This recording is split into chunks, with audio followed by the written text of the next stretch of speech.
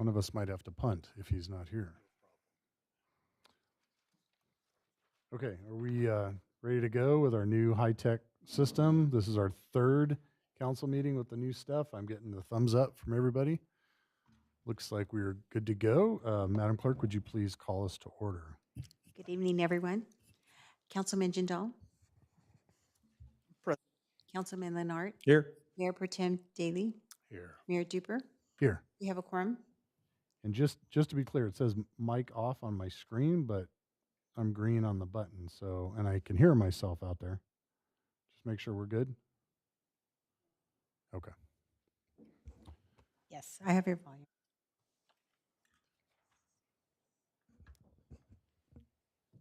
Okay, we'll go ahead and start with the invocation and Pledge of Allegiance. Dr. Rigsby isn't here, so do you have any volunteers or? Got it. Thank you, Dr. Daly.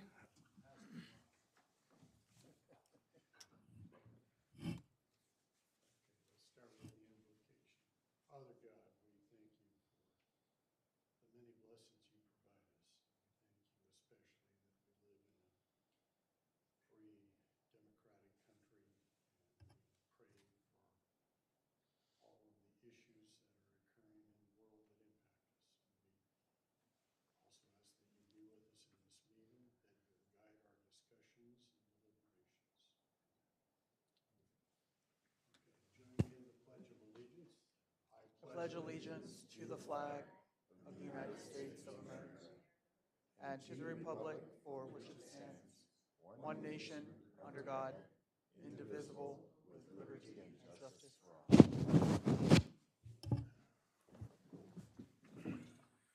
Thank you, sir. Mr. City Manager, are there any items to be added or deleted? No, sir.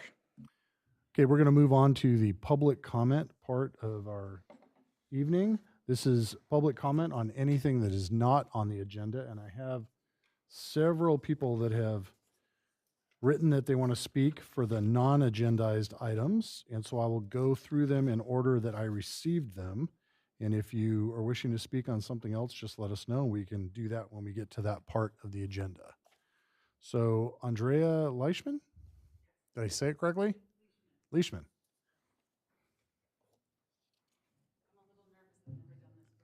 That's okay. I haven't either. Good evening. My name is Andrea Leishman. I'm a homeowner here in Loma. I purchased my home 5 years ago, and this past year has been a nightmare. I live directly next to a rental property.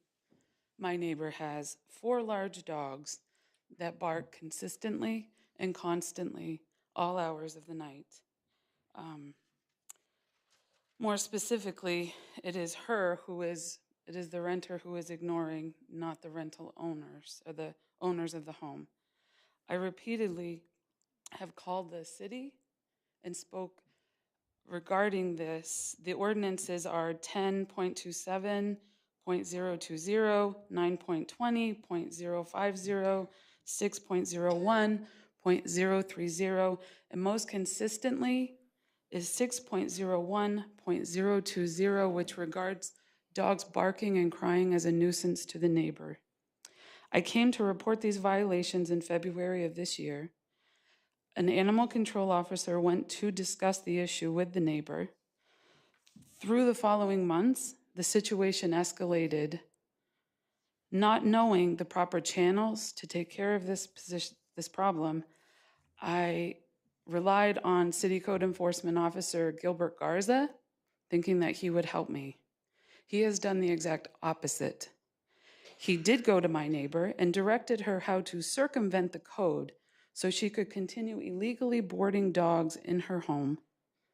I have emailed his office at least 4 to 5 days every week for the last 4 months with evidence of how loud the barking has become, and received no communication from Mr. Garza. Ultimately, I resorted to calling the sheriff's department to report the noise issue. Absolutely nothing was accomplished because animal control does not communicate with the sheriff's department, which is what the San Bernardino County Sheriff's Department has told me. Many officers, they can't get a hold of the animal control officers. Finally, I came to the city office to ask for Mr. Garza's supervisor's phone number. Tom Ingalls has returned all of my phone calls in a very speedy manner. He's responded to my emails. Mr. Ingalls took action on my behalf. Mr. Garza made me feel as though those dogs had more rights than I did, which is appalling. The noise generated from these 3 German Shepherds and the Labrador is at a level louder than an event that you would sanction in this city. I have done the research on dog barking, which is a ridiculous thing to have to research, but to bring it to the city, I needed to. You would not sanction an event, but those dogs are allowed to bark into my living room and into my bedroom daily. I have been told, other than letters to the landlord and conversations, there's nothing else that can be done about this. My understanding is city ordinances are in place to protect homeowners in this city. As members of this city, I implore you to revisit city ordinances and their implementation. I work very hard as an elementary school teacher. Buying my home was a proud day for me. But now I am quickly losing complete and total faith in this city and the ordinances that were put in place to protect me, because I do not feel safe or protected in my home. Thank you.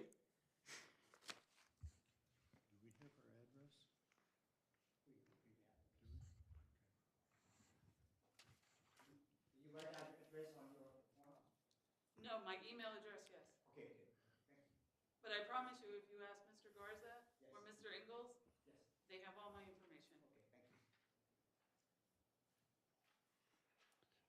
We don't usually comment on unagendized items, but I will say we had a similar situation at our house probably 2 years ago.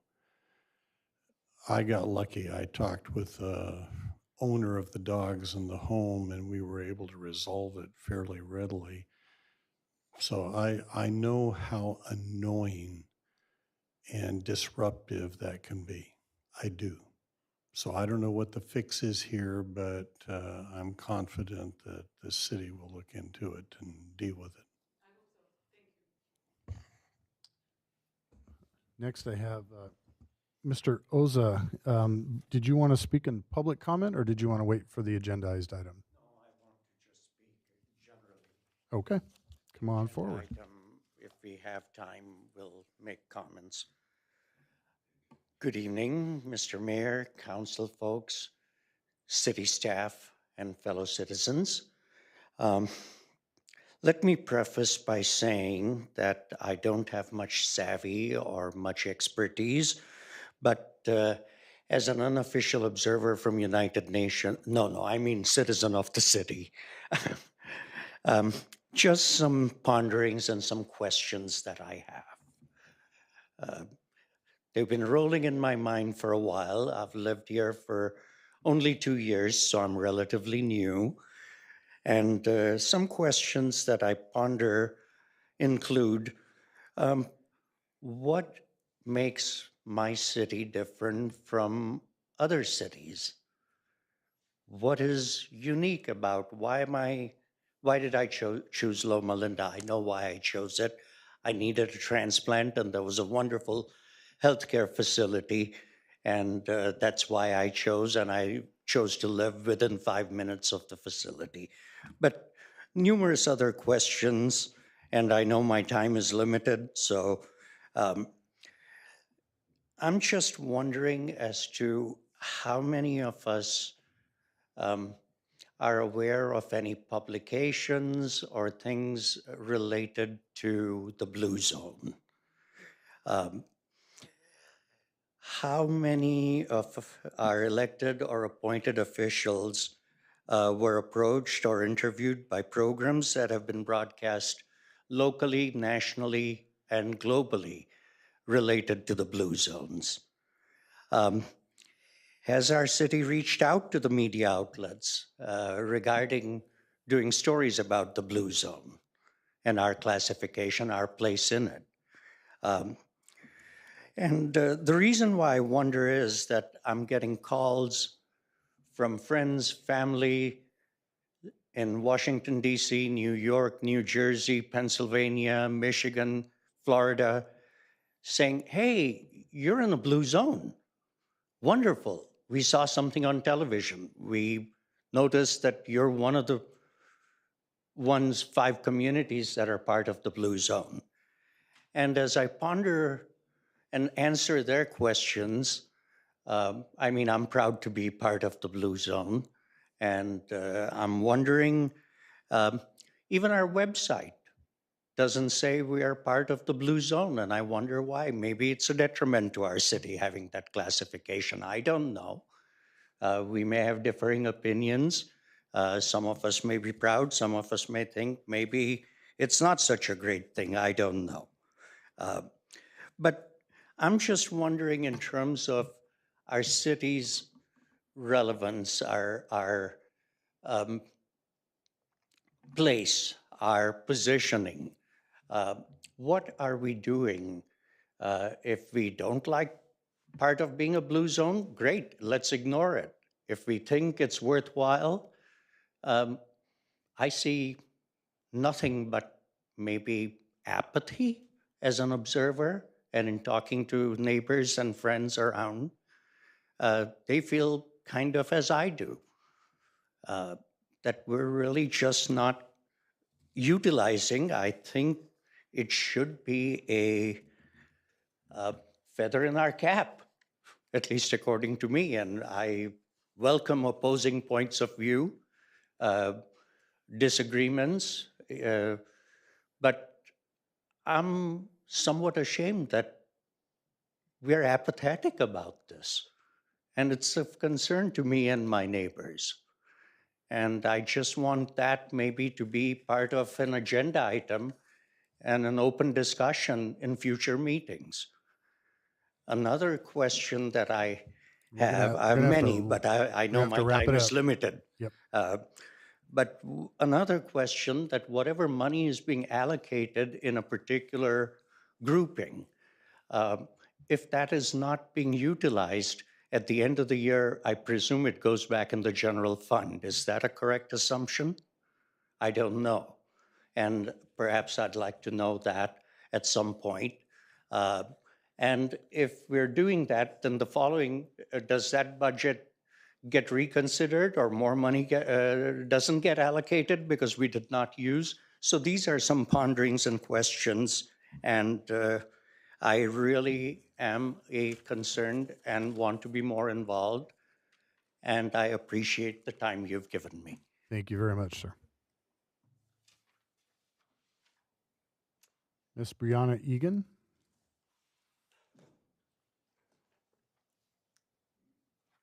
I have some documents here. I submit it to the record as well. Thank you. Good evening, Mayor Duper and City Council. My name is Brianna Egan, and I'm a medical student at Loma University. I brought copies to share with you of an issue brief that I researched and wrote for the LLU Institute for Health Policy and Leadership. It's titled, Improving Bicycle Infrastructure for Injury Prevention. In the brief, I detail the importance of safer bicycle facilities for promoting health and preventing injury. People on bikes are considered vulnerable road users due to the stark differences in mass, speed, and physical protection compared to people in motor vehicles. Bicycle and motor vehicle collisions account for at least $425 million in annual healthcare costs in the US, and no doubt affects us locally. In the brief, I also describe how cities can play an active role in making bicycling safer for their residents by passing active transportation policies and promoting build-out of safe, connected, and protected bike networks that connect people from homes to jobs and destinations.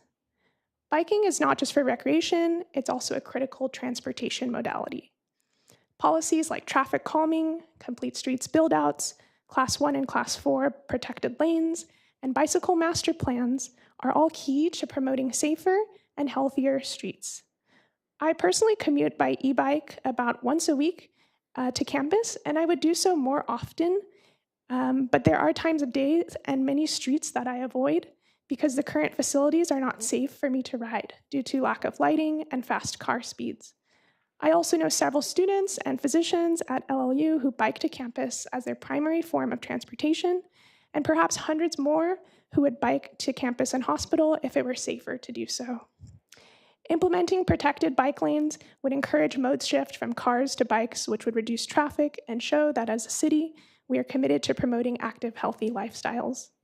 Protected bike lanes on Barton, Campus Avenue, and Anderson would be critical to this network. And evidence shows that we can greatly reduce injury and fatalities for everyone who uses roads, even drivers, by building more protected bike lanes. In my research, I noticed that Loma Linda does not have an active transportation plan for the city, unlike our neighboring cities of Redlands and San Bernardino. So I'd like to encourage the City Council to champion health policy in action by developing and implementing an active transportation or bicycle master plan for the city of Loma Linda. There are state and county grants available to help the city develop this plan and further grant funding to build it out. And I'd be happy to connect further with staff and council to share ideas and reflect the broad support for a comprehensive and connected network of protected bike routes in the city. Thank you. Thank you very much. Mr. Wiley.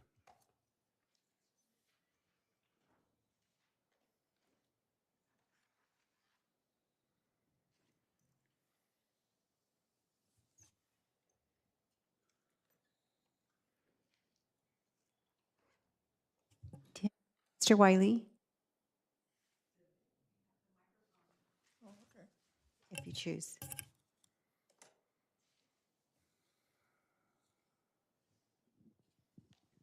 Thank you. Mr. Mayor, council, staff, and people in the audience. Want to take one moment. I know we're 4 days past, but to honor and thank the veterans in our city who have served and given to this country. I know we're in a very difficult time, and hopefully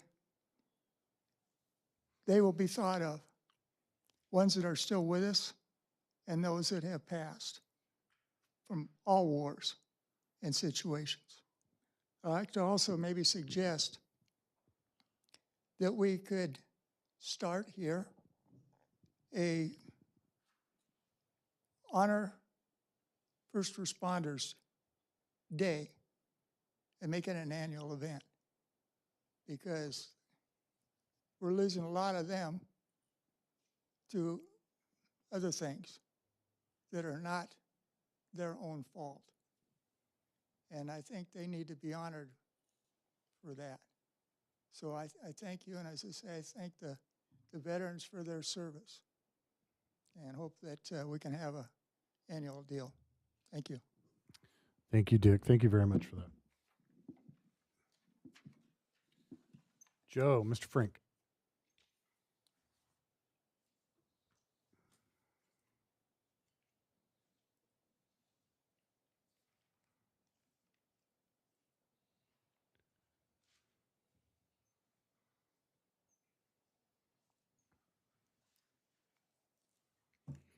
Good evening, Mr. Mayor, council, staff.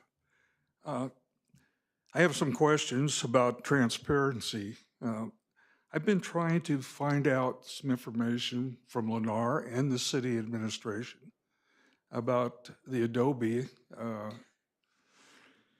basically the dimensions of the property that we have to work with, because Pete Dangerman would like to do a drawing of how he wants it laid out in dimensional size. It's hard to do when you're just looking at a plot of land and you don't have those dimensions. The other thing is that the budget. I was told by Mr. Jindal, or Councilman Jindal, and he's been the most open about transparency of anybody. City staff has generally just told me to talk to Lennar. Lennar says we have no obligation to tell you. but Mr. Jindal has filled me in with some things. Now, he told me that there was 108,000 that was going to be put into the Adobe repair restoration and some other work. If I may be wrong, but I thought the agreement was 120,000 and the lot was 200, basically 260 with a total of 280,000. I could be wrong on that. It's been a while since I looked at that video. Anyway, I'm kind of not surprised with the city staff not cluing me in, because I would like to know what has been spent, how much is left, because we have to work within our budget. If we request something from Lennar, we have to know how much we have left. And I would like to be involved with Lennar in choosing some of these contractors, like the roofing contractor. Matthew has asked me if I knew anybody, and I didn't personally, but I did some research, and there is some locals not too far away from here. San Diego and Arcadia, I think, are the two closest that I came up with. And I'm kind of surprised that Jarb doesn't have some of those figures, because we all know how tight he is with a nickel. Right, Jarb? Anyway, I'd also like to know when the Adobe will be turned over to TCC. Will it be delayed because construction has been delayed? And so much construction, I don't know how much, has to be done before any repairs will be done and it'll be turned over to us? And here's the kicker. It's going to be a big effort. It's going to be a lot of money for Lennar. It's going to be a lot of money for TCC to get it up to par with plantings, landscaping, restoration, different things. Some grading, irrigation, plumbing, that sort of thing. And we have researched a lot of grants, and grants don't give grants for infrastructure. They give grants for an operating facility that you're going to use as a museum, a learning center, whatever it might be. So it's real difficult to get those. I mean, you can get them. There was an Adobe in, I believe it was in Highgrove or somewhere around there, was a lot worse repair than ours, and they got 40 million. I don't know how long it took them, but they got quite a bit of money to restore it, and it's surrounded by warehouses. I mean, it's almost can't get to it. So I was thinking, and this has been brought up before. Joe, I'm going to have to cut Yes, you sir. short here pretty soon, because I think we've already exceeded the 3 minutes. But what I'm thinking is maybe you can submit a list of questions, and maybe we can have the city attorney respond to you. If you feel like you're not getting information, maybe the city attorney can send it to you. Okay, Is thank that you. workable? Thank you. Okay. The last thing I have is we had thought about, and this had been brought up by one of our attorneys, and I think it was kind of harsh the way she brought it up, but the HOA that'll be in Lennar, I was just wondering if it might be possible not to get a huge amount, but to get something on a monthly basis, $1 or $2 to help with that, maybe with an expiration date when things were going along smoothly, because like I said, it is going to be difficult. Thank you. Yes, sir. Thank you. Okay, all the rest of the requests have to do with actual agendized items. So if there's anybody else that would like to speak on anything non-agendized, come forward. Seeing nobody, we're going to move on. We'll deal with conflicts of interest if they arise.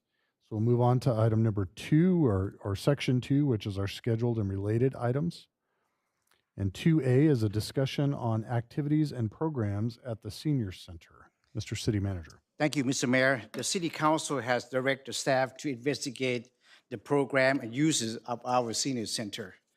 So our senior center was constructed back in 2002. As a matter of fact, that was my first building project for the city of Loma Linda. And over the years, our senior center has been operated by part city staff, volunteers, and different organizations. And then we organize the activities during those time, which include the ballroom dancing, line dancing, ukulele clubs, practicing, music lesson, tai chi, low impact exercise, crafting, painting, games, computer for beginners, and hot lunch program. And we also used to have the tax preparation for the senior, but it's held at our community rooms. But during the COVID, which is 2020, we closed our senior center due to COVID, and we utilized that senior center for the county public health department for the COVID testing center. And we did that for 2 years, and where the resident citizen from Loma Linda can come over and get the COVID testing. The senior center just reopening again earlier this year, and again is run by volunteer. We try to find the programs and activity for our senior center, which I attach it to this staff report. For example, we have a ballroom dancing the first Saturday of the month. We have an art demonstration on the first Sunday of the month.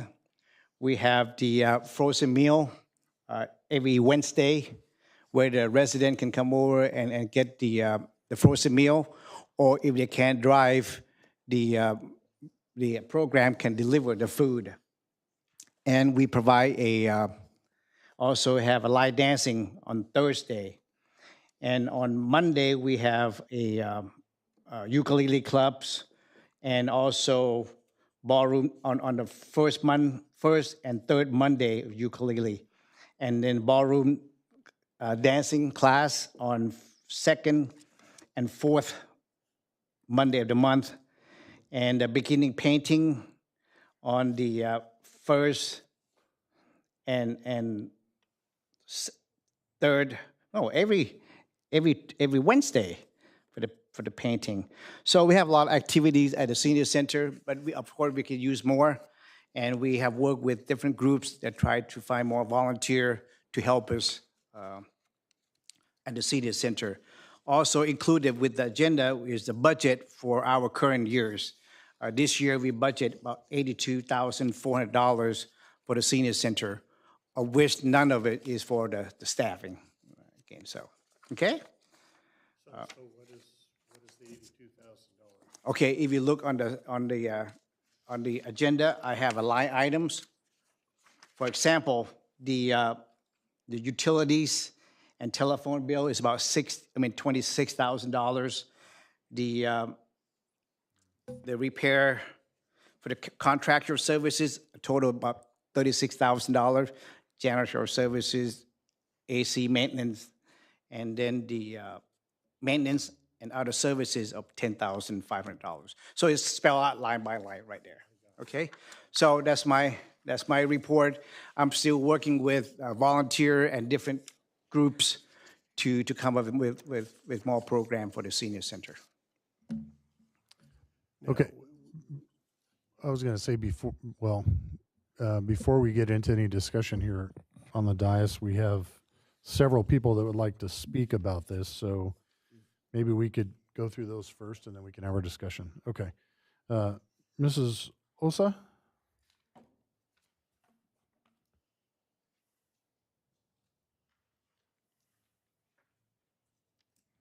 Hi, good evening all. I'm Carol Oza, and obviously I'm a senior member of our community.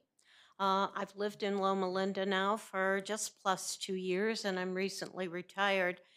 And so I've checked out the activities for our seniors at this center, and I was kind of disappointed by the lack of stuff.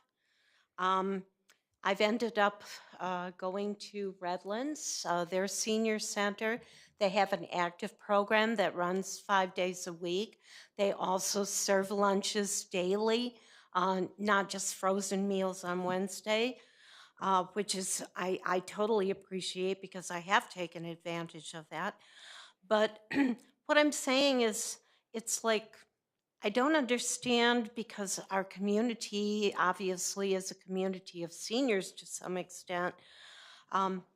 Why are our services lacking? I admit I have an ignorance of how city government works. I do have experience as a retired teacher of 30 years, California, with school site council.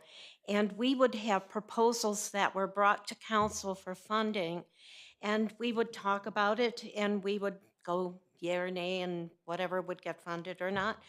And what I want to know is there a similar approach for funding proposals for senior center here?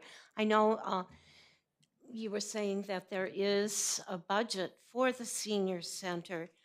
So I'm assuming that there is some money for some program, maybe. So just a tentative proposal. I go to an exercise class on Mondays at Dryson Center.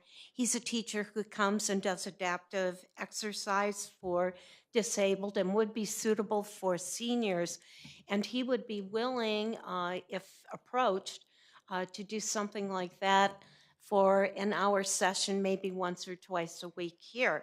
So if there was a proposal that was made, to whom would that be addressed and how would that be discussed?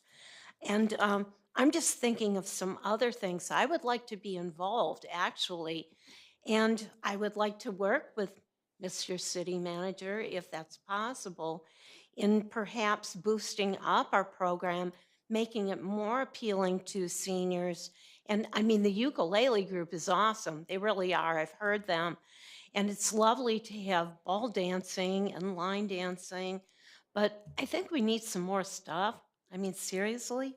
I'm old, but I ain't dead, you know? So, I mean, you know, I'll give my contact information, and if I could be involved in some way in helping to boost this program, I would love it. Great. Okay. Alrighty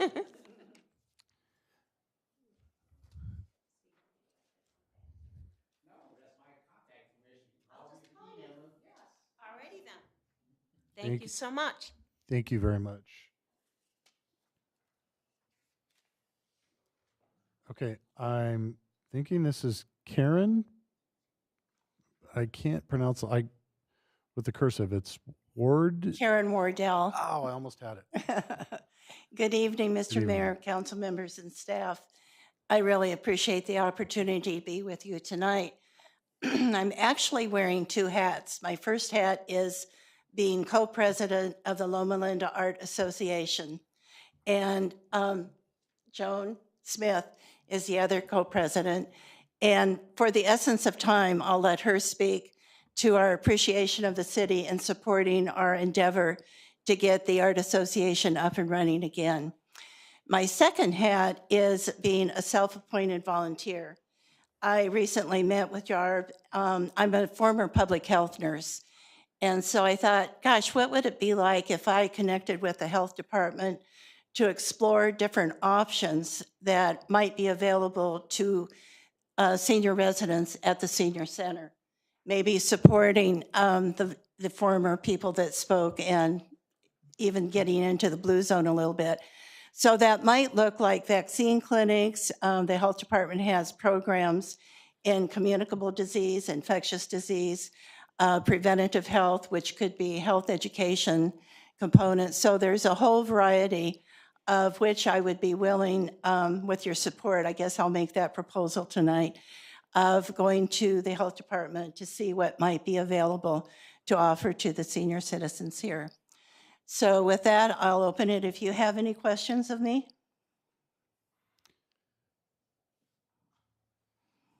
We may. You're going to stay for the conversation, so we'll get through most of the speakers first, and then we're going to have some conversation up here. So they may ask you a question. Okay. And you have to run up. You'll get 30 seconds. No, I'm joking. Okay. Just come up. All right. Thank you. Okay. Thank you very much. I am writing down some notes here to go over. And Joan.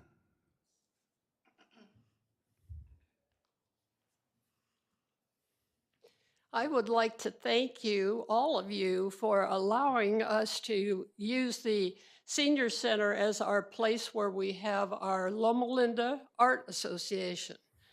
We meet once a month on Sunday afternoon from 2 to 4. We have a demonstration. We have award-winning artists that come and demonstrate their particular media. So you're all welcome to come the first Sunday of every month. Now, you may have walked through the halls of the Civic Center here, and you notice that our fall show is on your walls. We also thank you for allowing us to display our art. We are not a gallery. We don't have any facilities. So using your facility is we really appreciate it. We have an upcoming workshop that a lady is going to present. If you would like to learn how to watercolor paint, then you'll want to come on December 3rd and learn how to watercolor. We have to pay her a certain amount, but she is giving us $5 out of her $40 that she's charging.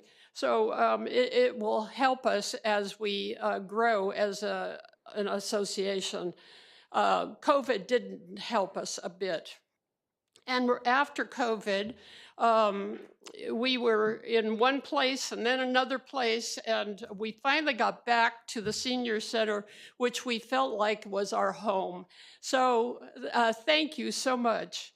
And by the way, talking about the Blue Zone, we have a member that has become 100 years old, and she still attends all of our meetings. So you might want to try out your hand in art, and we will welcome you to come and see what we're doing and take your hand in watercolor on December 3rd. So thank you very much. And Yarb has been wonderful. Thank you. You know he's an artist. He's a painter. Yes. I've seen his paintings up in county buildings. In fact, the sheriff has one of his paintings in his office. Yes, and I know he appreciates art, and we've been very happy to work with him, so thank you very much. We're just here to tell you thank you, and please come on a Sunday afternoon and see what our demonstrators show us. We appreciate the art. I appreciate it because it's always something to look at when I come into City Hall, so I appreciate it. Oh, good. Quick question for you. Was that individual that just hit 100 Heather by any chance? Is her name Heather?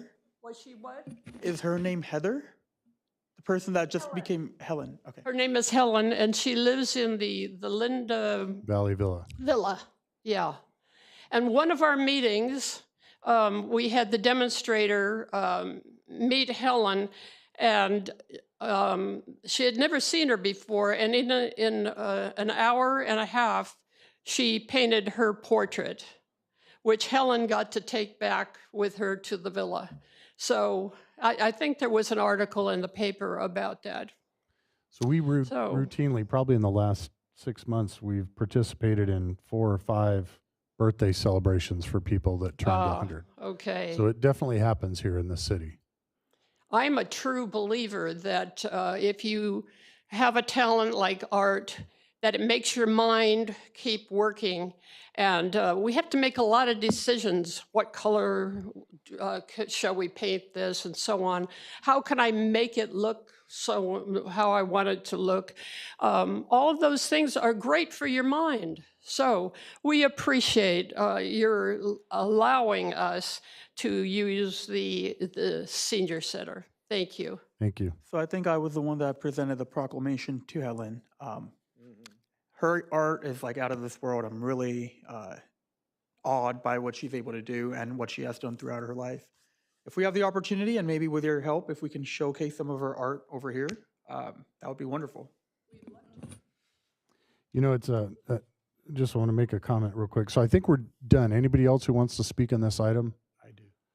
Okay, yeah, yes, and now we're going to open the dais comments here in a second, but one comment on the blue zone, and this is going to sound kind of funny. I don't know if it's life imitating art. See what I did there?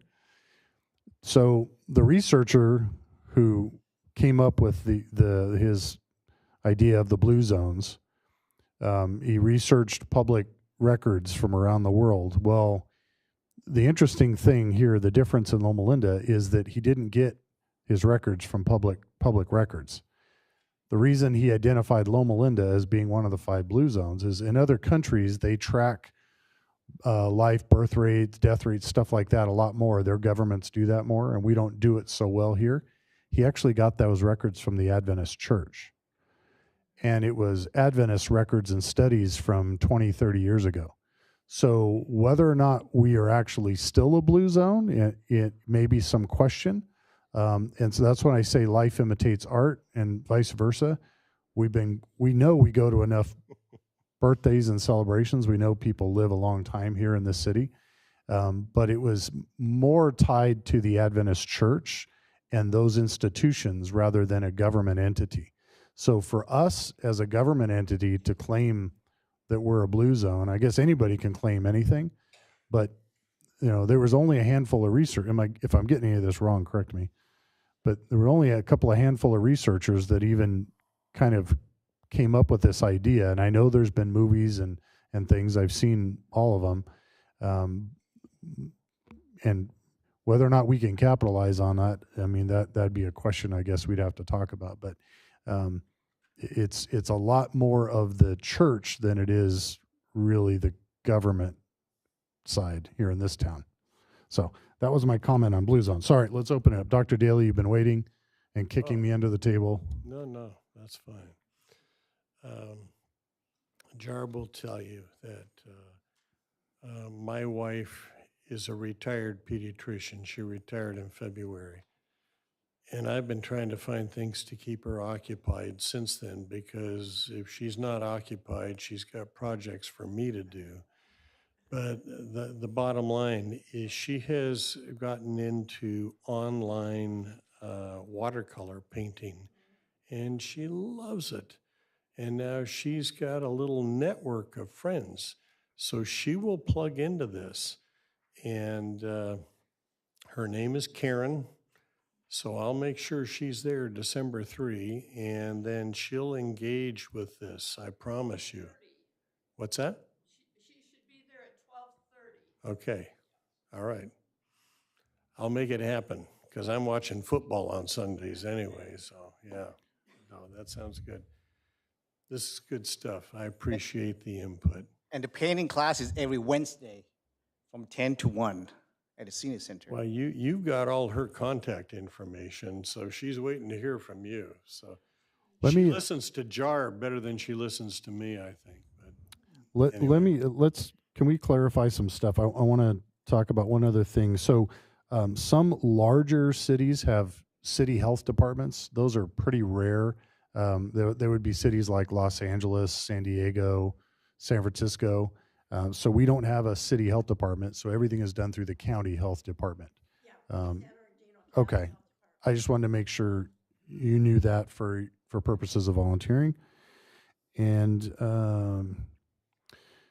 so we have a budget committee that meets every year that goes over our budget, and it's a select group of professionals in their field, and these are accountants and money folks that have spent their lives dealing with money, and they meet every year, and they meet with Jarb, and they go over the city budget. And so in that budget, the comment was made earlier about him trying to squeeze money out of a rock, I think, or something like that. But the reality is our budget is very, very tight. We are not a city the size of Redlands. We're not a city the size of San Bernardino or any places like that. And so we have to be very mindful on how and where we allocate our money and keep the budget balanced. So those are very hard decisions and difficult decisions that we go through every year, but there is a process for that. So I wanted to touch on that. And then I wanted to ask Jarb a couple of things. So for the Art Association meetings on Sundays, who staffs that?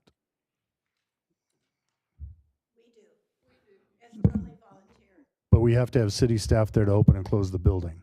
For them, if the card working, they use the card to open. Okay. If it doesn't work, they call me. So every dance so far, I've been coming over to open the senior center, and 10:30 I have to come out at night to lock up the senior center. Right. And I'm not trying to make an issue of it. I just want to highlight that even though a lot of things appear like they're free because we have volunteers that coordinate them, there's still a staff cost. There's still a cost that the city has to pick up, whether it's the electric bill and water bill, that kind of stuff. So I just wanted to highlight on that. And I was just curious what some of these programs cost. What do these teachers and programs charge for some of these things? I think painting, they charge like $5. Right. No. That for them for once a month. I think you got your mic cut off. But for the every day or every Wednesday, I think it's $5 for the material. And it paid to the instructor, not paid to us. It paid the instructor to teach that class. So the seniors pay money, and then that money goes to the instructor? Right. Okay. Right? Yes. And then how about live dancing? Is they charge anything? I can't remember.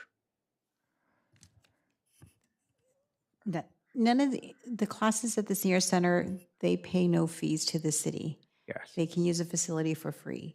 The art class, Jarvis is correct, they would pay the instructor for materials and for his being the instructor of the class. But none of the classes that are held at the senior center, do they pay any fees to the city? We don't collect any fees. I guess what I'm trying to figure out is how do we entice more instructors and more programs to come in? And do those people typically charge for those services, or are they all volunteer? I think if we want to have quality instructor, we might have to pay them. Okay. And I have a little bit of experience working in government outside of this place. So I know there are other senior centers around in the area, and they operate with pretty significant budgets. And where does that money typically come from? Is that allocated from city general fund? General fund. Okay. Yes. Okay. And for us, even though our budget is $82,000 a year, and so with not much activity, so if we have more, which is fine. I mean, it's Well, when a Big Mac meal at McDonald's costs almost $20, I can see where $80,000 goes nowadays. Yeah, and then we also work with the family services that they provide lunching program. They have been trying very hard to bring the hot lunch back. We used to have the hot lunch, but because of COVID, we moved to a frozen meal, and so they tried to find a cook, and the funding for that food is funded by CDBG grant, which is the grant funding that the city receives every year, and we gave them $10,000 for the luncheon program. Maybe Milford knows the answer to this. Milford, are you awake? Yes. Actually, any of you guys that are on the board at University Church, is ACTS still active? Yes. And that comes through the church. You reach now. Yes. But they were doing hot meals, delivering meals, right? Are they still doing that? Yes, they're still doing the Meal on Wheel, yes. Meals on Wheels, that's what it was called, yeah. Okay. All right. Questions from the dais. How do we want to proceed with managing the seniors? Again, this is just at your last city council, you asked me to present, and so I present, and that's it. So it's no action at this point. Questions from anybody on the panel? Mr. Jindal. So not necessarily some questions, but I do have some comments. Because not everyone has the agenda, Jarb was nice enough to go over the budget and the breakdown before this meeting. So he mentioned that we have a budget of $82,400. Around $72,000 of that goes just for the structure, the building, communication, so telephone, internet, etc. 10,000 of that is what is left over from the budget to be used for activities. So whether that's treating volunteers to thanking them in some manner, if we wanted to get some instructors, et cetera, et cetera. So the actual budget to do activities is significantly smaller compared to the 82,000 number that we're hearing. Frozen meals, we heard about the block grant, which is around another $10,000. So that likely does not come out of that $82,000 budget. So we're able to provide meals. About 40 people currently on average are picking up meals directly.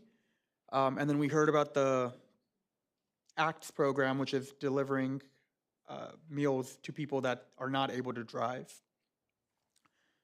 I think there's a few things that we can do that can improve our senior center. So the first and by far complaint that I think I'm hearing is like advertisement.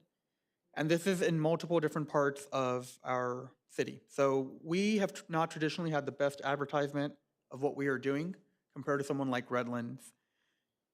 There's a lot of activities and offerings that the city currently has, but most of our residents don't know about.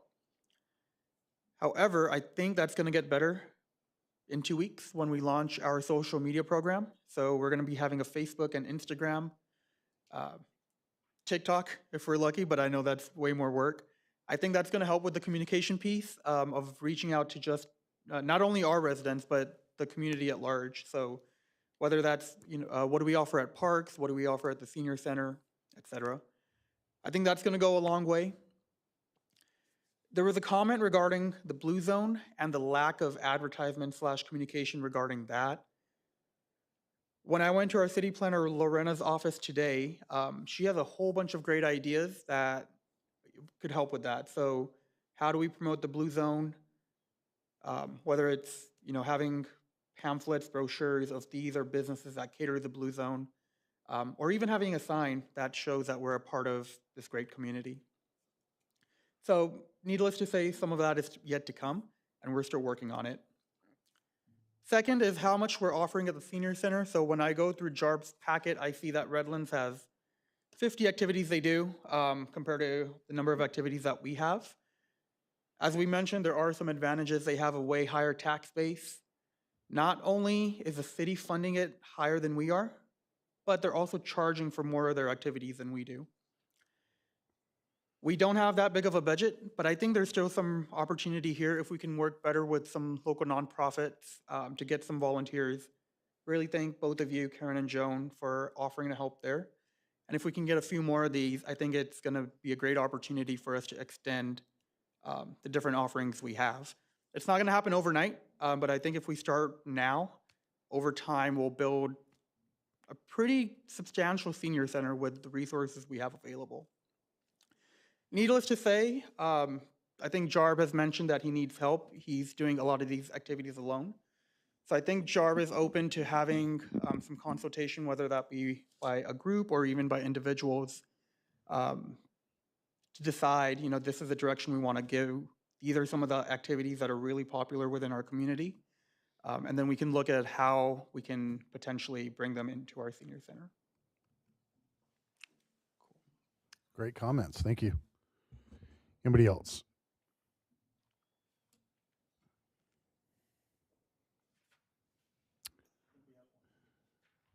Do we have another speaker?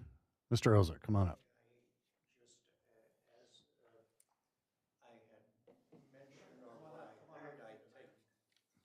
Got to get you on the microphone so the people watching at home can hear you.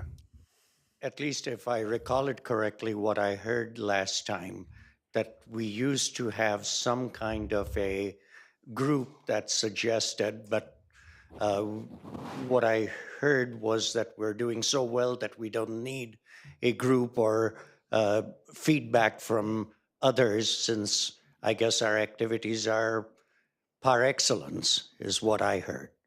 Are you relatively volunteering? speaking, Are you volunteering? Pardon me?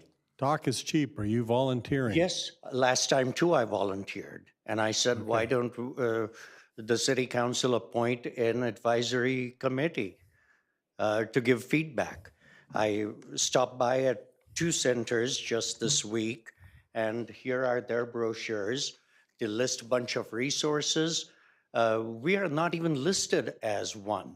There are about 14 different centers listed in our communities.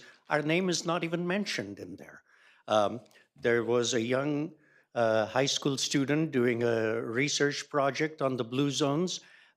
He tried, I think, connecting with our city, couldn't, and wound up connecting one of the other cities and talked to them. And that city actually is willing to hold a workshop on the blue zones and helping seniors. Again, we are really not responding, or at least making aware that there are things that maybe city could be doing to help those that are interested in senior activities and the blue zone activities. And I've got a couple of brochures. In fact, our Chamber of Commerce just 1st of November had a lunch or breakfast meeting related to seniors. How can we avoid scams, especially during holiday season? Yep. There was not even a poster on that in the senior center for us to look at that, hey, I wish I'd known. I found out after the fact. So, and I know you and we had a really long phone conversation. Yes, sir. A couple of weeks ago, and one of the things that I shared with you is that it's getting harder and harder for us to figure out how to pay the bills every year. And our primary focus and primary concern, as in most cities, is to provide public safety. Of course. And in this city in particular, our fire department responds to a lot of medical aid calls because we have an older, aging population. And it's getting, and even though we feel like we may live in a safer, kind of protected community, we are right next to some other communities that aren't so safe, and so our sheriff's department is getting busier and busier and busier and busier. And so as the costs of those services go up every year, and we try to figure out how to balance our budget and figure out where we can get income revenue, those are a lot of the things that really kind of keep us up. I know it keeps me up at night thinking and worrying about. So I can appreciate that Redlands does a whole lot of stuff and they have a beautiful color brochure, but they're a city that's 3-4 times as big as we are with a budget Agree. the same. Not expecting colored brochures or Right. anything. I know you're not. We can do health screenings. Loma Linda nurses and medical students they have to volunteer their time. And they're at other centers, they're doing blood pressure screenings and multiple other health screenings. Nobody's charging for that. We just have to open up the facility. Well, we still have to staff it. We can't Agreed. just open a building and have people come and go without monitoring and staffing it. Otherwise, we'd be liable, and that's a whole other conversation. I see the city attorney's looking at me. So even putting out more brochures, that It there's just- possibilities an organization LLUH does. They have about 20 activities. If we could even put their brochures or say, become a member of this if you are eligible, half price at Drayson Center, Right. other discounts. yeah, that's another thing. We're not even talked putting about. that information out. Chamber of Commerce, we fund part of their budget, and they Yes. had an activity directly related to the seniors. Why wasn't there a brochure put in, seniors, please come to this? Well, like Mr. Jindal said, It doesn't cost a penny. we can, and we're going to try to do a little better. Just I would caution not to expect the world, because we'll do the best we can. And I feel very good about this town because I feel like we provide a lot of things that a lot of other cities don't. And I challenge people all the time to try to find a pothole in town. I think we have some of the best infrastructure and roads. We obviously have quite a few medical institutions that are embedded in town. So it makes it, I feel like, healthier and better for our community. And I feel like we get phenomenal service from our public safety folks. In fact, just the other day, and this is to give you I'm going to be speaking out of turn. I'm sorry, Lieutenant Smith. One of our deputy sheriffs was exposed to fentanyl and went down and could have died. That stuff happens in Loma Linda. It's not just anywhere else. It's not Skid Row in LA. It's not San Bernardino. We have real world problems here. And so I just want to caution everybody, we will do better in the terms of the senior center, but we also have to make sure that we're protecting our folks and we're doing those other things too. So I just don't want to get expectations too high. Understand. I'm most grateful to this city, sir. I have a second liver. I was almost on the deathbed. Right now, I'm 65 and I feel like I'm 29 thanks to this city.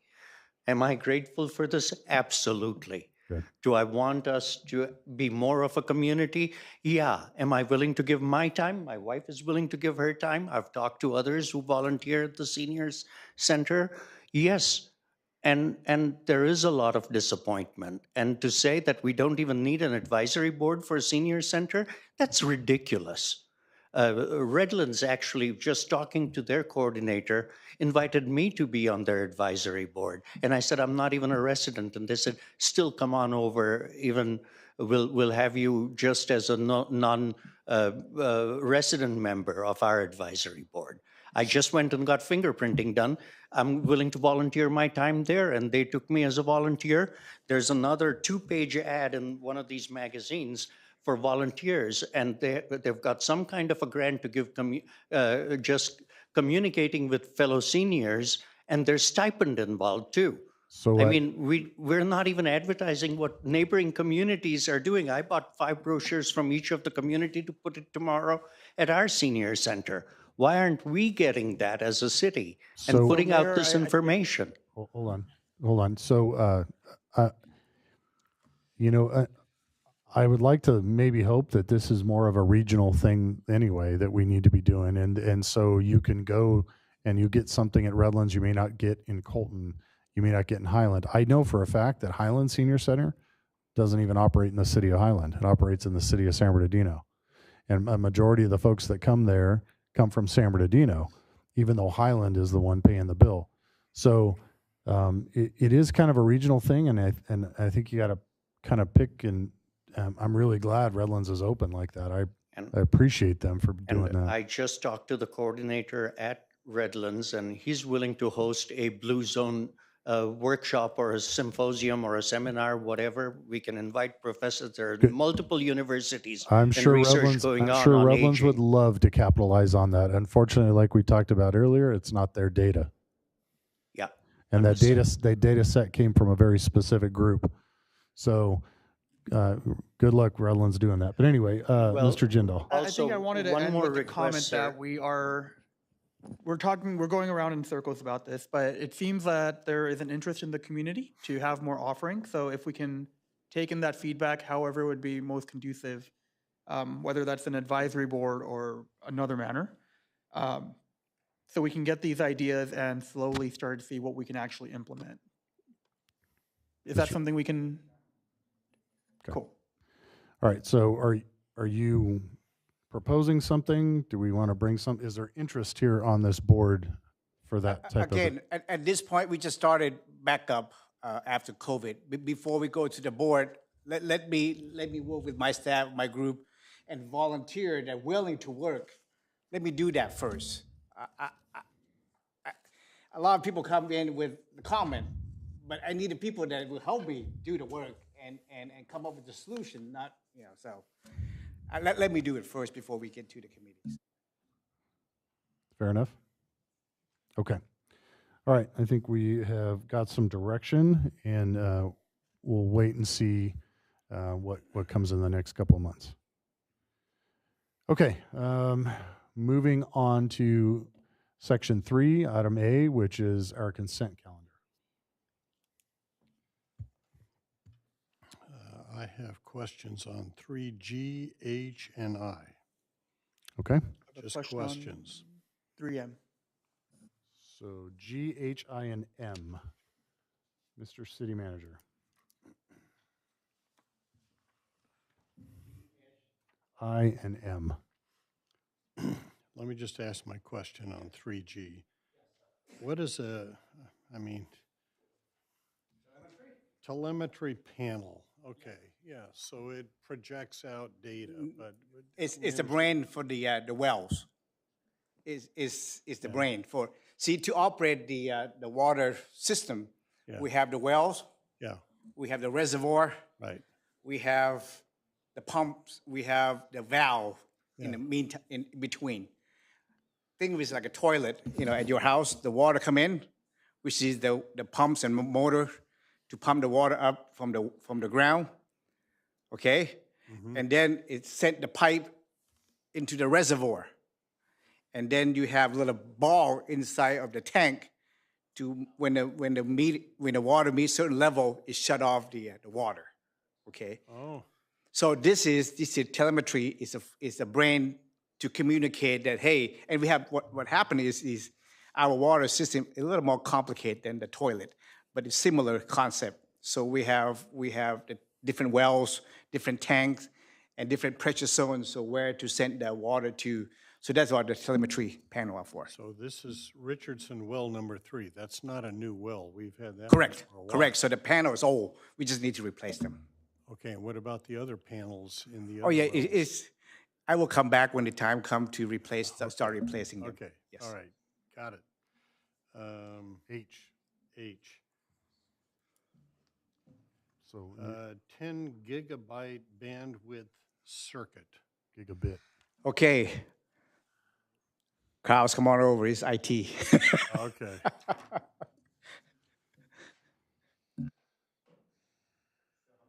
Well, how's that going to change the functioning of the city? And, I Test? Okay. So this secondary circuit is going to be a failover line. So currently we only have one circuit for the whole city, all of our internet customers. Anytime that goes down, internet goes down for everyone. There's no backup line. Over the last about year, we've probably had like 4 or 5 outages.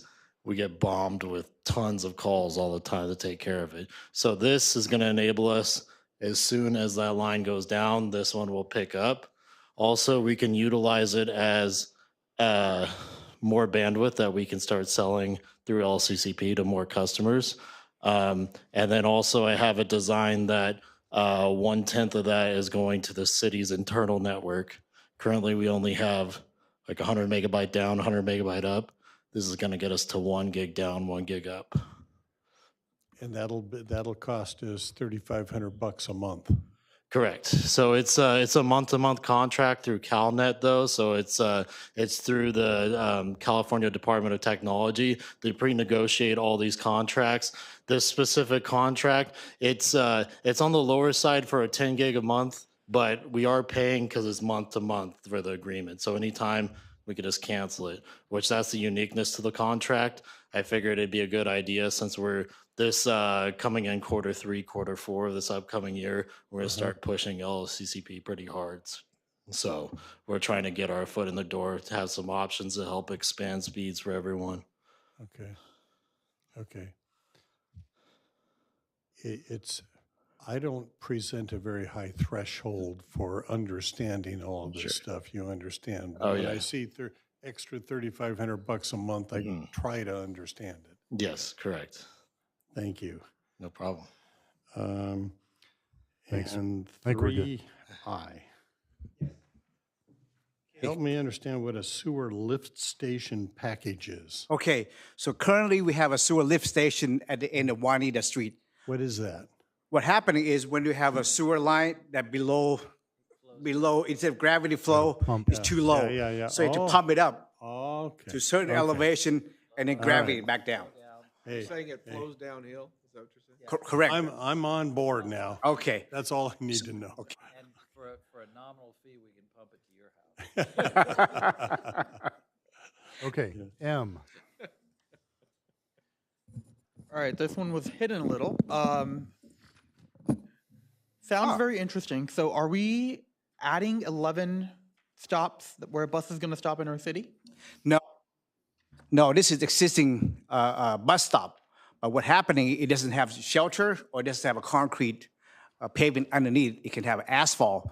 So I'm working with Army Tran. Army Tran, we went and applied for the grant from SBCTA together. So the city received the portion for the concrete sidewalk and the pad, and then which is $50,122. And then I will work with Army Tran. They will come out and install the bus stop cover. And what's the location of that?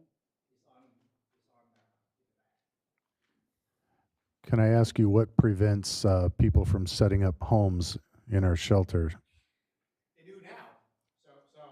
No, but part of what they're doing, the new technology is they have slanted seats. Oh, So people can't lay on them and put tents up and stuff. So they've got a number of modifications to address that very issue. You're right. It is an issue.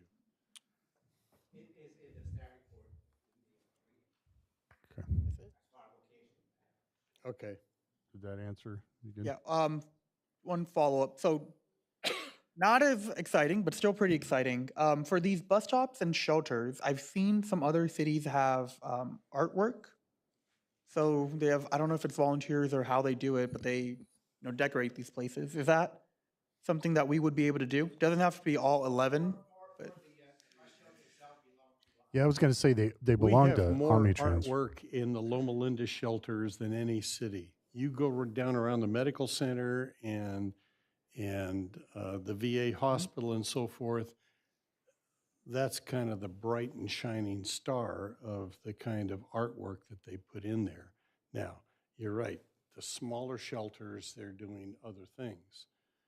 But Loma Linda has been a priority for them in terms of developing the shelters and the bus stop at the bus stops in front of the medical center, in front of Bank of America, and in front of the VA hospital. We've got better artwork than any city, so you can compare with Redlands or whoever. We are ahead of them. so they're going to do something similar for these ones? For what? They are going to do something similar for No, these ones? I need to work with them. So this could be similar to the one across the street. They also use it for the advertisement. Got it. So instead of artwork, they use their revenue. So we get a grant from SBCTA to build shelters that are going to belong to Omnitrans. No, we get a grant for the concrete, and the Army Tran provide the shelter, Oh, okay. and the shelter belong to them. So they come out, maintain it, clean it a couple of times a week, pick up the trash, and if people graffiti on it, they will come out and paint it. Omnitrans picks up the trash. Yes. I never really thought about that. Highland is their biggest problem. Oh, I can imagine. Landlord over there. Well, Highland has a huge problem. and yes, well, yes. So to cap off my statement, I really appreciate Dr. Daly's statements about how much of an importance it is by the university and by the VA. If it's possible, then even if it's just one or two in the other areas, if we can get some. Wait for item 6B, Okay, I'll keep my comments for that. art in public places. So Okay, I think we have all the questions answered. Do I have a motion to move the consent calendar? Move it. That, if you guys would have hit your buttons, that would have been another one of those random. He can go first, I'll do second. Okay. I defer. to Dr. you. Daly and Dr. Lenart. Motion, You got to hit your button though. motion is to approve the consent calendar items as submitted. Please vote.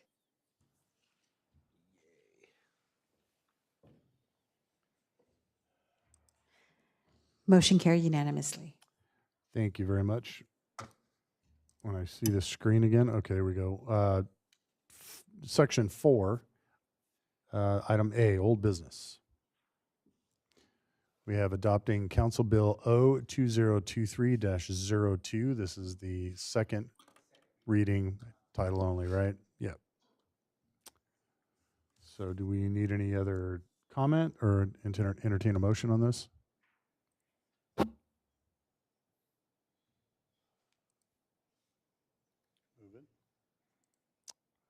First by Second.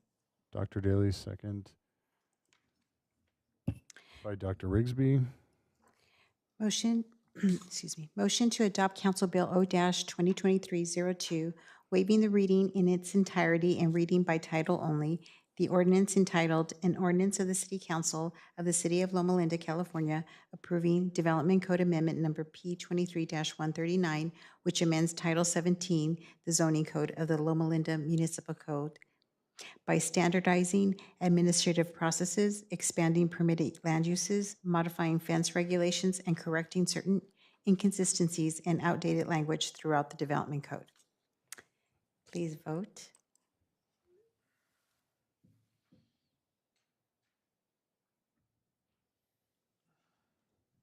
Motion carried unanimously.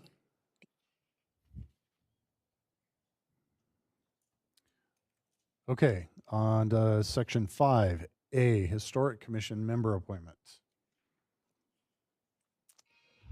Ed will present this one. Right?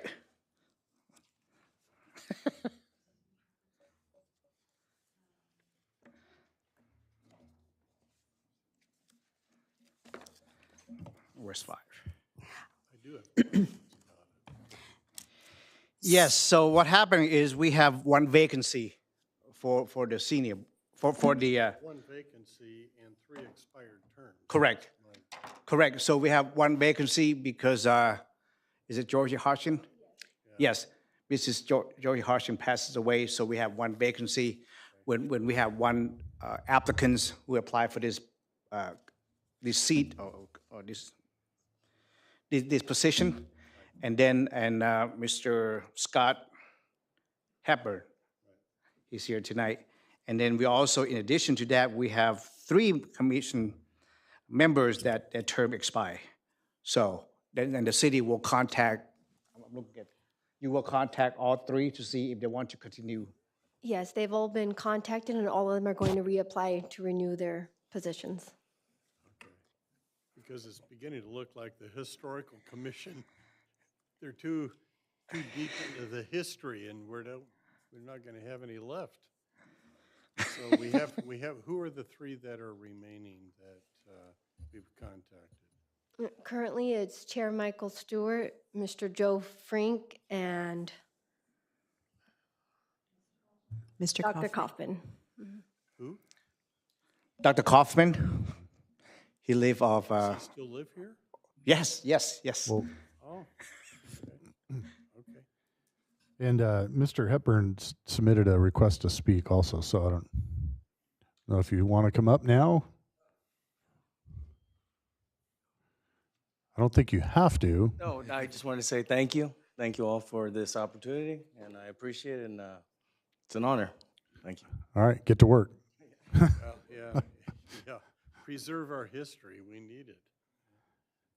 Okay, any other questions? Do we need a formal motion to appoint him? Okay. I'll make the motion that we appoint Mr. Scott Hepburn to the commission.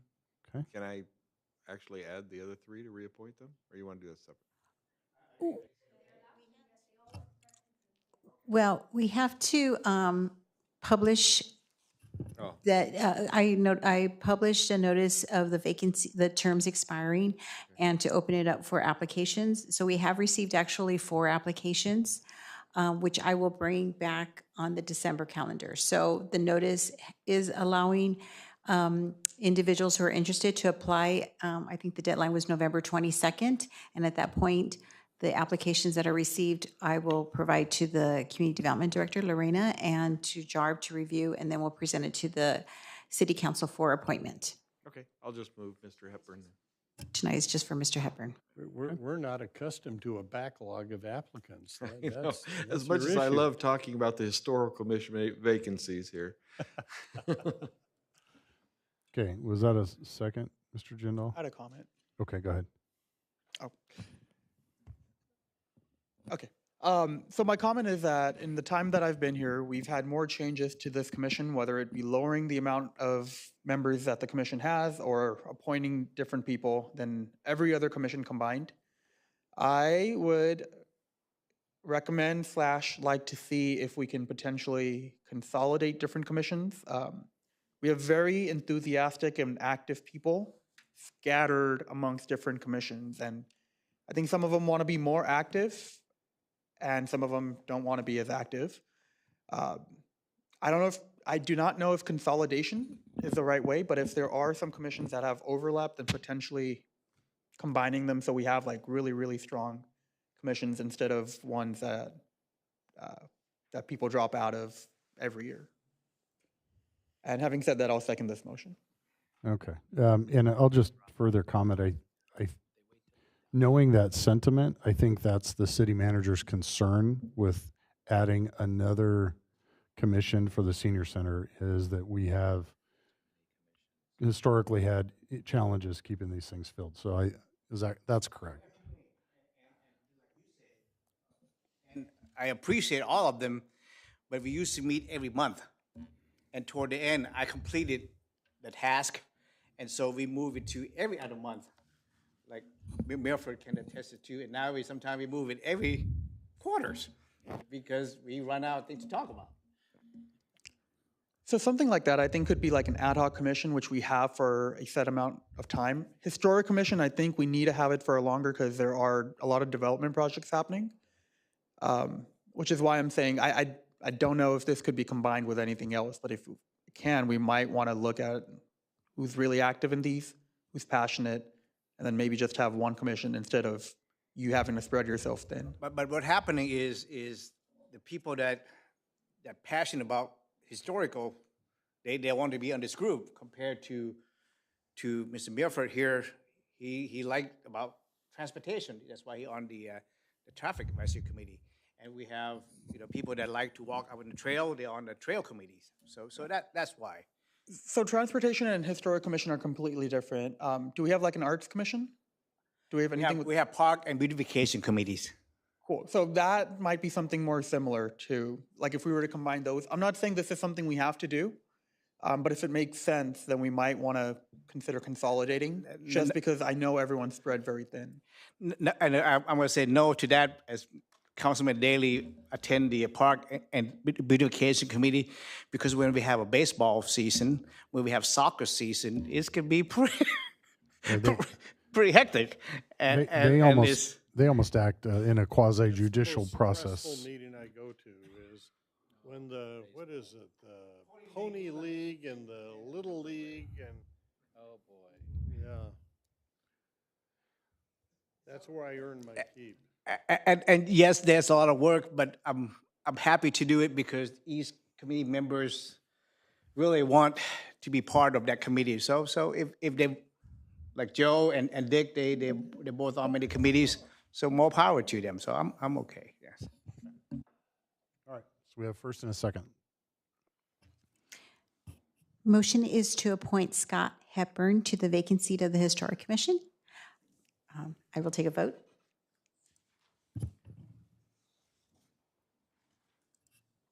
Motion carried unanimously. Thank you.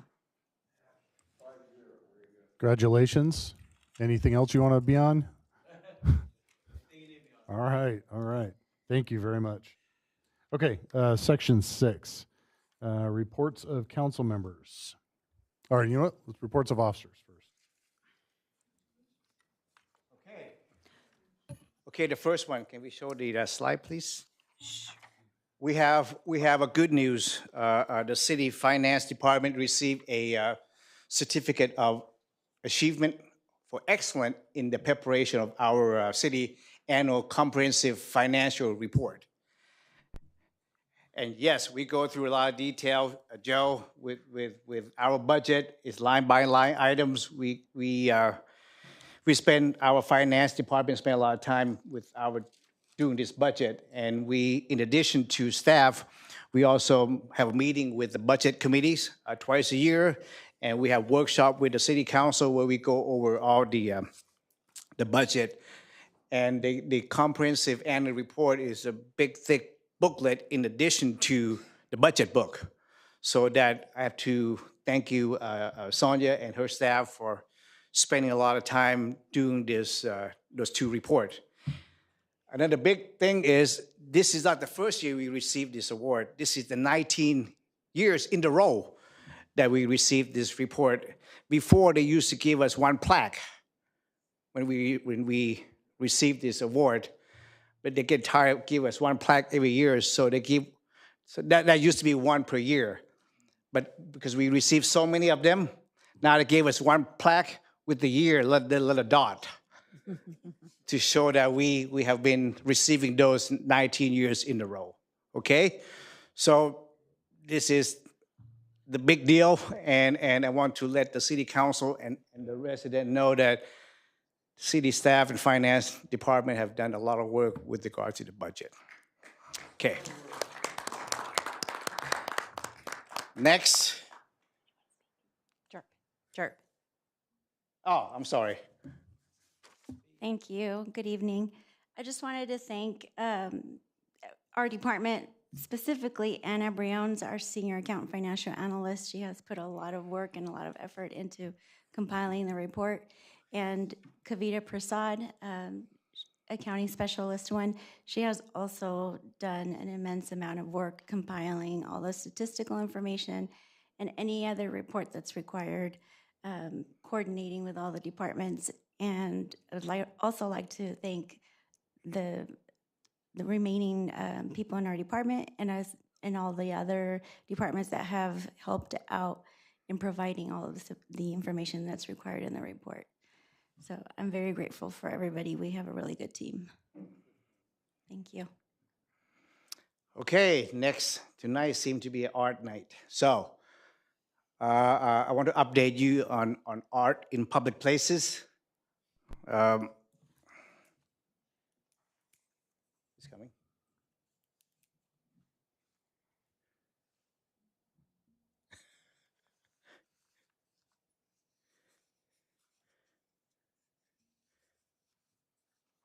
Okay, while she's working on this, the city have been working with the Loma Linda Academy.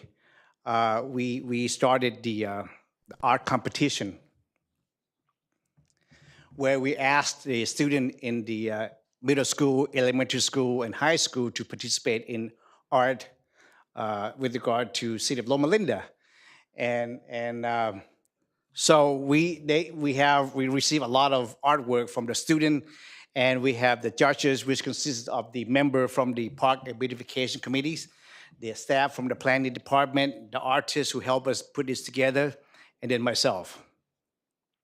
What we do is with this artwork, we select 18 of them, and then we hire a local company that they do wrap to put around the traffic signal cabinet. Okay, so this one here is at the southeast corner of Campus and Barton Road. If you stop and look at it or drive by, you will see this artwork. And it's by student, and we have the date. We have the name of the student, the age, and the class the one that they did. Okay, this is on the opposite side of the same traffic controller. The donkeys, yes. So this is about Loma Linda. And then we also have one at the southeast corner of Redlands Boulevard and Anderson Street. So this is the art from the student at Loma Linda Academy. And this is from different sites. And then they like it so much that the whole family came out and took pictures in front of the artwork. Okay? I just want to test this out to see how people like it when we use a student to do artwork. And today I have a chance to meet with the principal from the Mission Elementary School, and I gave her an idea, hey, would you like to participate in this? And she said, oh yes, we have art teacher now that will be happy to support the program and work with the students. So I just want to let you know that if the city council like the idea of we work with the local elementary school to spend some money, which is about $1,200, and the money doesn't come from the general fund. The money comes from the development impact fee, art in public places, okay? Now, do these recycle then every year? Yes, and what's so nice about the wrap is all I have to do is just peel it off. Yeah. So, and then after you peel it off, and we can put a new one in. That's great. Okay? Before I present this to the park and the beautification, before when we have an artist come up with the design, you were there. and some of them don't like the idea. But I think now that we have a student, the young student involved, I think they like that a lot more. So I'm gonna test it out to see how people like it. Good. Okay? Next, donkeys. We went and purchased the fiberglass donkey from the company right here in Fontana. It's fiberglass, and then I commissioned the artist to paint them, okay? So this is painted donkeys. And also geese. And so right now they are at our city yard. So this is proposed at the southwest corner of Barton and Campus. So next month, when the city staff have less yard to mow at the city park, they will put this up themselves. We'll build the base and build it ourselves. Hopefully, people like them.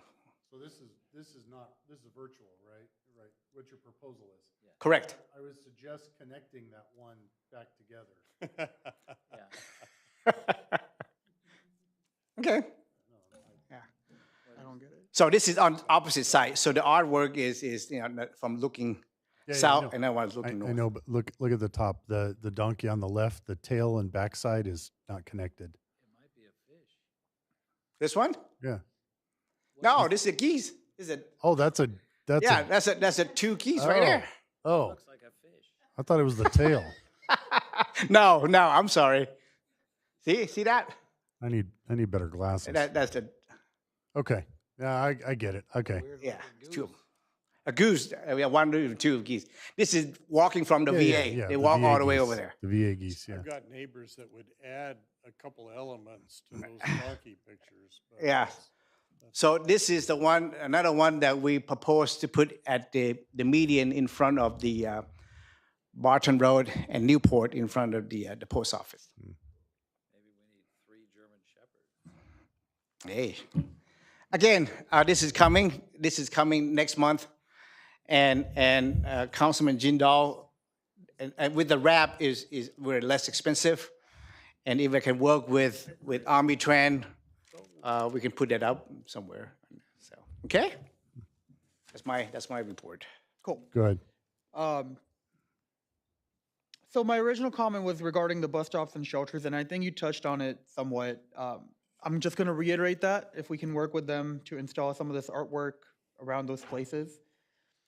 The reason why I'm saying this is because even with the examples you have and just visually, we have a lot of artwork on Barton Road. And on Redlands Boulevard, I think if we did a measurement, we would see significantly less. And if I'm right, Redlands Boulevard has more traffic than Barton Road. Let me tell you the reason why. The right-of-way on Redlands Boulevard our right-of-way is only behind the curb. I can't even put a sidewalk until I can get the additional right-of-way from the property owner. If we have right-of-way like we put at the in front of drive-in theaters, we plan to put more there because we have a right-of-way. But the problem is we don't have right-of-way for it. Okay, so I love that. The B that is currently on Redlands Boulevard, is that on our land or do we have to get permission for it? No, that's ours. Okay. The right-of-way is to the chain link fence. Yep. So it sounds like we have plenty of space because that's a pretty big right-of-way. And what I'm saying is, like, I don't want the whole right-of-way covered with artwork, but if we could get some more additions along Redlands Boulevard, which I hear you say that we're getting, that would be great because a lot of people, a good chunk of the city doesn't go towards Barton Road, right? All the new development that's happening, I'd love to see some artwork, which we have coming in the park. Right. So yeah, great job. I really love this. I just want more of it.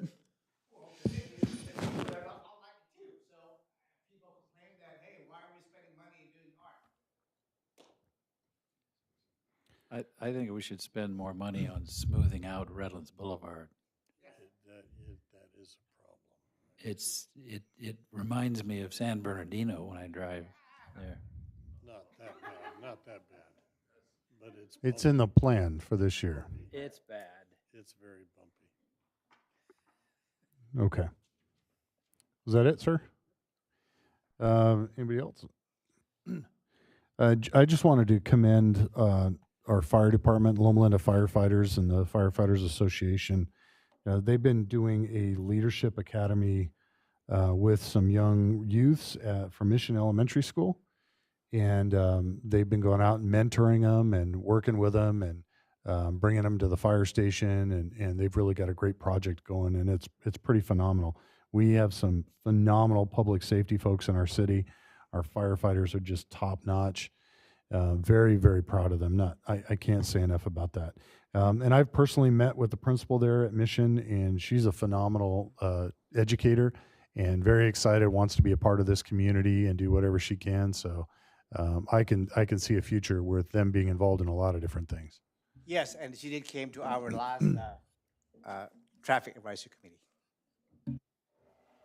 Yeah, she's a nice lady. Okay, that's all I had. Anybody else? Yes, sir, Mr. Jindal. Two things for reports. Not a report. Do we have an update on the alcohol thing we were looking into, if we can sell alcohol within the city, what that looks like with the state law? The question that had been posed was answered because it was already in our existing law, so we didn't need to address that any further.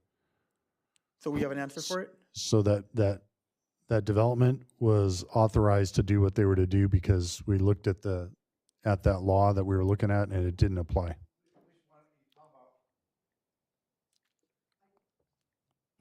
Yeah, if we're talking about the issue about the proximity of the sales of alcohol near the university, I think I sent a memo, to the 5 of you in that regard. I can resend that too. Okay, thanks. I may have missed that, so appreciate you saying that. Second thing, a few months ago, we had talked about charging in City Hall. Did we ever look into that again? Electric cars? The charging station. Yeah, electric vehicle charging, sorry. Yes, yes, I have been looking into it. And as a matter of fact, when I was at a meeting with the SBCTA, I worked with the staff there and also the guys from the AQMD, Air Quality Management, where they provide grant funding. So yes, but we still have a lot of work to do yet. Is tier 1, tier 2, and infrastructure that we need to do. So Okay, but we've started it. Yes, yes. Great, thank you. Okay. I think that was it for reports of officers and council members. So we will adjourn this and open the Housing Authority. Mr. City Manager, are there any items to be added or deleted there? No, sir. Anyone from the public wishing to speak on any non-agendized Housing Authority items, please come forward. Seeing nobody there, the only thing we have is a consent calendar. Move it. I have a first by Dr. Rigsby and a second by Dr. Lenart. Sorry, and I know it takes a minute to transition, so.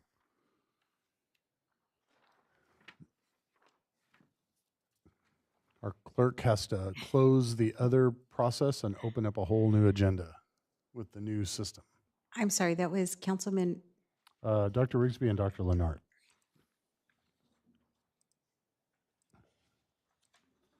Motion is to approve the Housing Authority consent calendar as submitted. I will please vote. Motion carried unanimously.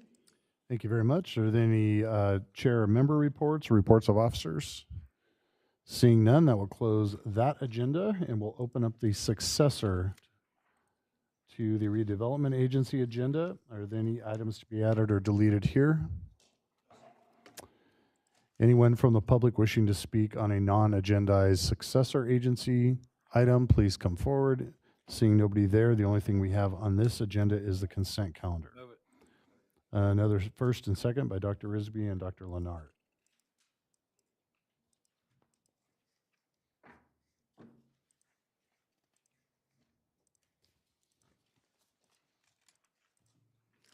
Motion is to approve the successor agency consent calendar as submitted. Please vote.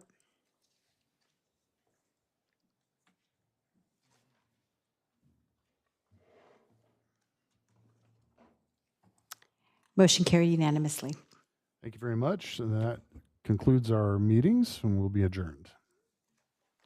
See you guys next month for our Thai food Christmas.